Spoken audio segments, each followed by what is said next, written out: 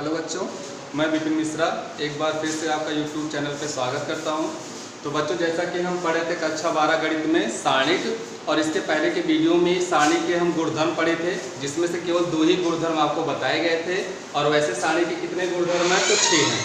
तो 2 गुणधर्म इससे पहले के वीडियो में बताए गए थे, और जो आगे के 2 गुणधर्म हैं वो आज के वीडियो में आपको बताए जाएंगे। तो यहाँ पे हम देखेंगे कि सारणिकों के गुणधर्म में जो गुणधर्म तीसरा हमारा है वो है कि यदि एक सारणिक की कोई 2 पंक्तियां या स्तंभ समान है, समान का मतलब कि उसके संगत अवयव समान हो। जैसे अगर किसी सारणी की हम 2 पंक्तियां लेते हैं तो पहला अवयव पहले के समान हो, दूसरा दूसरे के हो और तीसरा तीसरे के समान हो। तो हम यहाँ पे देखेंगे कि यदि एक सारणी की कोई 2 पंक्तियां या स्तंभ समान है, ब्रैकेट में सभी संगत अवयव समान है, तो सारणी का मान 0 होता है। ये हमारा गुणधर्म नंबर क्या है? 3 है। इसमें हमको क्या देखना है? इसमें बस ये देखना हमको कि कोई सारणी अगर हमें दी गई है, उस सारणी की हम 2 पंक्ति ले लें अथवा 2 स्तंभ ले लें और उनके संगत अवयव आपस में समान हो। संगत का मतलब आप जानते होंगे, पहला अवयव पहले के, दूसरा दूसरे के, तीसरा तीसरे के। यदि ऐसा जो है किसी भी सारणिक में हमको दिख रहा हो तो हम उसको बिना हल किए सीधे उसका मान क्या दिखा सकते हैं? 0। हमें उसे हल करने की आवश्यकता नहीं है। क्यों? क्योंकि गुणधर्म 3 हमारा यही बताता है कि अगर किसी भी सारणी की 2 पंक्ति या 2 स्तंभ के सभी संगत अवयव समान हैं तो हम गुणधर्म 3 के नियमानुसार सीधे उस सारणी का मान क्या दिखा देंगे? 0। जैसे करके यहाँ पे एक एग्जाम्पल लिखा गया है, एक सारणी बनाया गया है। इस सारणी की जो पहली पंक्ति हमारी है A1 B1 C1, दूसरी पंक्ति है A2 B2 C2 और तीसरी पंक्ति है A1 B1 C1। तो अगर हम ध्यान से देखें तो इस सारणी में पहली पंक्ति और तीसरी पंक्ति ये आपस में बराबर है। और बराबर कैसे हैं? संगत अवयव इनके क्या है? समान है। जैसे यहाँ पर हम देख रहे हैं ये पहला अवयव देखिए समान है A1 A1, दूसरा अवयव ये देखिए दूसरा अवयव भी समान है B1 B1, और तीसरा अवयव और ये तीसरा अवयव ये भी आपस में क्या है? समान है C1 C1। तो हम सीधे यहाँ पे कह सकते हैं कि R1 = R3। इसका मतलब कि पहली पंक्ति और तीसरी पंक्ति ये आपस में बराबर है। बराबर क्यों है? क्योंकि इनके संगत अवयव आपस में क्या है? समान है। तो इस सारणी का मान सीधे हम क्या दिखा देंगे? 0। इस सारणी को हमें हल करने की कोई आवश्यकता नहीं है। अब हम अगला गुणधर्म देखेंगे। तो अगले गुणधर्म 4 में हमको क्या बताया गया है कि यदि एक सारणिक के किसी एक पंक्ति अथवा स्तंभ के प्रत्येक अवयव को एक अचर के, यहाँ पे अचर के रूप में हम चाहे कोई संख्या ले लें, चाहे उसको हम के से दर्शा दें, तो अचर के से गुणा करते हैं तो उसका मान भी के से गुणित हो जाता है। तो एक बार फिर से आप इसको देख लें कि यदि एक सारणी के किसी एक पंक्ति, यहाँ पे एक पंक्ति या एक स्तंभ की बात ही कही जा रही है कि यदि एक सारणी के किसी एक पंक्ति या एक स्तंभ के प्रत्येक अवयव का मतलब कि एक पंक्ति में जितने भी अवयव हैं सब में हम किसी अचर के से गुणा कर दें, अथवा किसी सारणी का अगर एक स्तंभ लिया जाए उसमें जितने अवयव हैं उन सब में हम किससे गुणा कर दें? अचर के से गुणा कर दें, तो उसका मान भी के से गुणित हो जाता है। तो सारणी का जो मान होता है वो के का उतना ही गुना हो जाता है। जैसा कि यहाँ पे एक एग्जाम्पल लिया गया है सारणी, इसमें हम देख रहे हैं कि पहली पंक्ति हमने ली है और पहली पंक्ति में हमने किससे गुणा कर दिया है? अचर के से, और जितने भी अवयव दिए गए हैं सब में हमने किया है। तो यहाँ पर हम देख रहे हैं के A1, इसमें पहले अवयव में गुणा है, के B1 दूसरे अवयव में के से गुणा है, और के C1 तीसरे अवयव में भी किससे गुणा है? के से गुणा है। और दूसरी पंक्ति क्या है? A2 B2 C2, तीसरी पंक्ति है A3 B3 C3।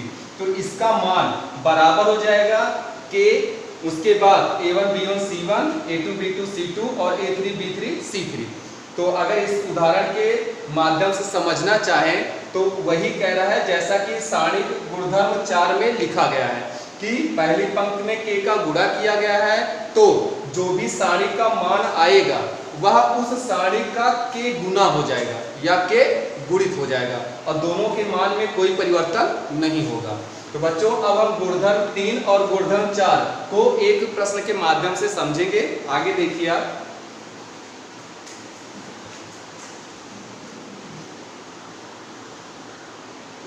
अब जैसे गुणधर्म 3 की अगर बात करें तो उसमें हमने क्या बताया था कि अगर कोई भी सारणिक हमें दिया जाए और उसकी दो पंक्ति या दो स्तंभ के संगत अवयव यदि समान है तो गुणधर्म 3 के तहत हम सीधे उसका मान क्या दिखा देंगे, 0। जैसे अगर हम यहाँ पे लेना चाहें तो पहली पंक्ति 2 3 4 और दूसरी पंक्ति हम ले लें 6 7 8, तीसरी पंक्ति ले लें 2 3 4, तो ये बराबर हमारा हो जाएगा सीधे 0। और 0 क्यों होगा, यहाँ पे लिख देंगे R1 इक्वल R3, तो हम देखेंगे R1 और R3, इसका मतलब पहली पंक्ति और तीसरी पंक्ति आपस में बराबर हैं, इसलिए सारणी का मान सीधे हम क्या लिख दिए हैं, 0। अब ये गुणधर्म के तहत तो हम 0 लिख देते हैं, लेकिन एक बार इसको हल करके भी हम चेक कर लेते हैं क्या 0 ही होता है। तो अगर हम इसको चेक करें तो यहाँ पे प्लस माइनस प्लस ये क्यों लगाया जाता है, इसके पहले के वीडियो में आपको बताया गया है। अब जब इसका हम प्रसार करेंगे तो यहाँ पे लेफ्ट हैंड साइड लेकर हम चल रहे हैं, तो यहाँ पे अगर इसका प्रसार करेंगे तो 2, अब जिस पंक्ति में होगा जिस स्तंभ में उसको छोड़ देंगे तो उपसारणिक हमारा बनेगा 7 8 3 4, उसके बाद -3, फिर उपसारणिक हमारा बनेगा पहली पंक्ति दूसरा स्तंभ छोड़ देंगे तो 6 8 2 4, और फिर यहाँ पे क्या करेंगे हम अगला अवयव ले लेंगे -4, फिर पहली पंक्ति तीसरा स्तंभ छोड़ेंगे तो उपसारणिक हमारा क्या बनेगा 6 7 2 3। अब इसको जब हम सरल करेंगे तो 2 तिरछा गुणा करेंगे, बताया गया था कि जब उपसारणिक को हल करेंगे तो पहले मुख्य विकर्ण का गुणा तो 7 चौक 28 माइनस दूसरे विकर्ण का गुणा तो 8 त्रिक 24, 8 त्रिक 24 माइनस 3, फिर मुख्य विकर्ण का गुणा करेंगे तो 6 चौक 24 माइनस 8 दूनी 16, दूसरे विकर्ण का गुणा धन 4, फिर मुख्य विकर्ण का गुणा 6 त्रिक 18 माइनस 7 दूनी 14। अब हम इसको हल करेंगे तो 2, 28 में से 24 घटाएंगे तो 4 माइनस 3, और 24 में से हम 16 घटाएंगे तो 8 धन 4, 18 में से 14 घटाएंगे तो 4, और उसके बाद 2 चौक कितना हो जाएगा 8 माइनस 8 त्रिक 24 और धन 4 चौक 16। अब 16 में हम 8 जोड़ देंगे क्योंकि समान चिन्ह वाली संख्या जुड़ती हैं, तो 16 8 24 माइनस 24 बराबर हो जाएगा 0, ये बराबर हो जाएगा राइट हैंड साइड। तो हम देख रहे हैं कि अगर इसको हल करें हम तो हल करने के बाद भी इसका मान क्या आता है, 0 आता है, जो कि गुणधर्म 3 के नियम का क्या करता है, पालन करता है। लेकिन हमें हल करने की आवश्यकता नहीं है, इसलिए सारणिक में 6 गुणधर्म बताए जाते हैं, जिससे समय की बचत भी हमारी होगी, और गुणधर्म के आधार पे हम इसको सीधे क्या दिखा देंगे 0, और गुणधर्म हम लिख देंगे कि R1 R3 मतलब पहली पंक्ति तीसरी पंक्ति क्या है, बराबर है, इसलिए इस सारणी का मान क्या है 0 है। ऐसे ही अगर हम स्तंभ की बात करें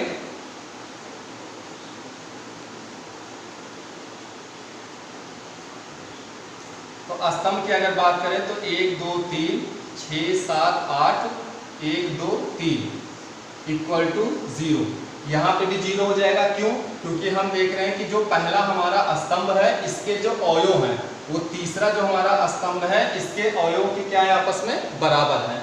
तो हम सीधे यहाँ ब्रैकेट में केवल लिख देंगे C1 इक्वल टू C3, इसका मतलब पहला स्तंभ और तीसरा स्तंभ आपस में समान है, समान मतलब उनके संगत अवयव आपस में समान है, इसलिए गुणधर्म 3 के नियमानुसार सीधे इस सारणी का मान क्या हो जाएगा हमारा 0।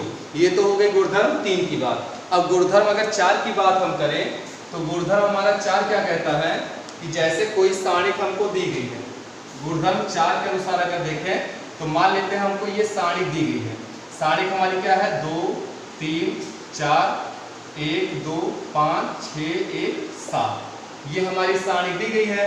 अब इस सारणी में यदि किसी पंक्ति अथवा किसी स्तंभ के जितने भी अवयव हैं उन सब में किसी अचर का हम गुणा कर दें, तो अचर आप चाहे यहाँ पे कोई संख्या ले लीजिए चाहे कोई अक्षर ले लीजिए, तो यहाँ पे हम अचर के रूप में जो अक्षर ले रहे हैं उसको हम के ले रहे हैं। तो अगर हम पहली पंक्ति के प्रत्येक अवयव में के से गुणा कर दें, किससे गुणा कर दें, के से, तो यहाँ पे के इसको लिखना चाहें तो यहाँ पे लिख सकते हैं 2 दिया गया तो यहाँ पे लिख सकते हैं 2k, यहाँ पे लिख सकते हैं 3k, यहाँ पे लिख सकते हैं 4k। तो हमने क्या देखा कि पहले जो हमारी पहली पंक्ति थी सारणी की वो 2 3 4 थी, उसके बाद हमने क्या किया, पहली पंक्ति के जितने भी अवयव हैं उन सब में हमने किसी अचर के से गुणा कर दिया। अब के स्थान पे आप कोई भी संख्या ले सकते हैं, 1 2 3 4 जो भी संख्या आपको लेनी हो उसको ले सकते हैं। तो इस सारणी का जो भी मान आएगा वो के गुना हो जाएगा, किसका, उस सारणी का जो पहले दी गई थी। पहले क्या सारणी थी, 2 3 4 1 2 5 और 6 1 7, इसकी क्या हो जाएगी, बराबर हो जाएगी। ठीक, अब अगर हम इसको किसी उदाहरण के माध्यम से अगर हम इसको समझें तो हम यहाँ पे k के स्थान पे यदि हम 2 लिख दें, k बराबर 2 रखने पर, तो k बराबर अगर हम यहाँ पे 2 रख दें तो 2 दूनी 4, 2 तिहाई 6, 2 चौक 8, तो 1 2 5 और 6 1 7, तो बराबर यहाँ पे k बराबर हमने क्या रखा है, 2 रखा है, और सारणी क्या थी, 2 3 4 1 2 5 6 1 7, ये हमारा गुणधर्म नंबर क्या है, 4 है। और यदि दोनों के मान आपस में बराबर आते हैं तो हम सीधे कह सकते हैं जो भी गुणधर्म हमारा 4 है वो क्या है, सही है। अब सही कैसे, उत्तर की जांच हम कर सकते हैं, दोनों पक्षों को हमें हल करना है। तो इसको अगर हम हल करेंगे तो प्लस माइनस प्लस, ये भी हो जाएगा प्लस माइनस प्लस, इसको हल करेंगे 4, हम सीधे इसको हल कर रहे हैं। पहली पंक्ति छोड़ देंगे, पहला स्तंभ, तो मुख्य विकर्ण का गुणा करेंगे तो 7 दूनी 14 माइनस दूसरे विकर्ण का गुणा करेंगे तो 5 एकम 5, फिर माइनस 6, फिर पहली पंक्ति छोड़ देंगे, दूसरा स्तंभ, फिर मुख्य विकर्ण का गुणा करेंगे तो 7 एकम 7 माइनस 6 पंचे 30, उसके बाद फिर धन 8, फिर पहली पंक्ति छोड़ देंगे और तीसरा स्तंभ छोड़ देंगे, तो मुख्य विकर्ण का गुणा करेंगे तो 1 माइनस 6 दूनी कितना हो जाएगा, 12 बराबर, ये तो हमारा बायां पक्ष हो गया। अब अगर हम दाएं पक्ष की बात करें तो 2 को तो हम बाहर ही रखेंगे। अब इसके अंदर अंतर्गत हम हल करेंगे तो 2, फिर ब्रैकेट में पहली पंक्ति और पहला स्तंभ छोड़ देंगे तो 7 दूनी 14 माइनस 5 एकम 5, उसके बाद फिर माइनस 3 ब्रैकेट में पहली पंक्ति छोड़ेंगे, दूसरा स्तंभ, तो 7 एकम 7 माइनस 6 पंचे 30, फिर यहाँ पे हो जाएगा धन 4, अब फिर पहली पंक्ति छोड़ देंगे, तीसरा स्तंभ, तो 1 एकम 1 माइनस 6 दूनी 12। अब इसको हल कर लेंगे हम, तो जब इसको हल करेंगे 4 हो जाएगा, 14 में से 5 घटाएंगे तो 9 माइनस 6 और 30 में से 7 घटाएंगे तो माइनस 23, उसके बाद धन 8, 1 में से 12 घटाएंगे तो माइनस 11, उसके बाद बराबर 2 ब्रैकेट के अंदर 2, 14 में से 5 घटाएंगे तो ब्रैकेट हो जाएगा 9, फिर माइनस 3 और 7 में से 30 घटाएंगे तो माइनस 23, उसके बाद धन 4 और 1 में से 12 घटाएंगे तो माइनस 11। अब इसको हल करेंगे तो 9 चौक 36 हो जाएगा, माइनस माइनस का गुणा हो जाएगा प्लस, 6 त्रिक 18 और 6 दूनी 12 1 13, और प्लस माइनस का गुणा माइनस, 11 में 8 से गुणा करेंगे तो 88 हो जाएगा, बराबर 2 बाहर रहेगा, फिर 9 दूनी 18 माइनस का गुणा प्लस, 3 त्रिक का 9 3 दूनी 6 और फिर प्लस माइनस का गुणा माइनस, और 11 चौक कितना हो जाएगा 44। उसके बाद जब इसको हल करेंगे तो पहले हम समान चिन्ह वाली संख्या जोड़ लेंगे, तो 8 में 6 जोड़ेंगे तो 14 और 3 3 6 7, 8 जोड़ देंगे तो 8 6 14 4 हासिल हो जाएगा, 3 3 6 7 और यहाँ पे जाएगा 1 माइनस 88 और बराबर हो जाएगा ये 2 ब्रैकेट में, इसमें भी समान चिन्ह वाली संख्या अगर जोड़े तो 9 में 8 जोड़ेंगे तो 17 हासिल एक जाएगा, 6 1 7 1 8 और माइनस कितना हो जाएगा 44। अब इसमें से इसको घटाएंगे तो 14 में से 8 घटाएंगे तो 6, यहाँ पे बचेगा 16, 16 में से 8 घटाएंगे तो 8 बराबर 2 ब्रैकेट में 7 में से 4 घटाएंगे तो 3 और 8 में से 4 घटाएंगे तो 4, उसके बाद हो जाएगा 86 बराबर 2 से गुणा करेंगे 2 तिहाई 6 2 चौक 8। तो हम देख रहे हैं कि बायां और दायां पक्ष दोनों हमारा क्या आ गया, बराबर आ गया, मतलब 86 बराबर क्या आ गया 86। तो ये गुणधर्म 4 के नियम का पालन करता है और हम कह सकते हैं कि यदि किसी भी सारणी की किसी पंक्ति या किसी स्तंभ के जितने भी अवयव हैं सब में अगर किसी अचर का गुणा किया जाए तो वह सारणिक उस संख्या का या उस अचर का उतना गुना हो जाता है। तो बच्चों आज आपको गुणधर्म 3 और गुणधर्म 4 के विषय में बताया गया है, हो सकता है आपको समझ में आया हो। अगर कोई भी समस्या होती है तो आप कमेंट के माध्यम से उसको पूछ सकते हैं और इसके अगले के वीडियो में हम आपको गुणधर्म बताएंगे 5 और 6। तब तक के लिए धन्यवाद।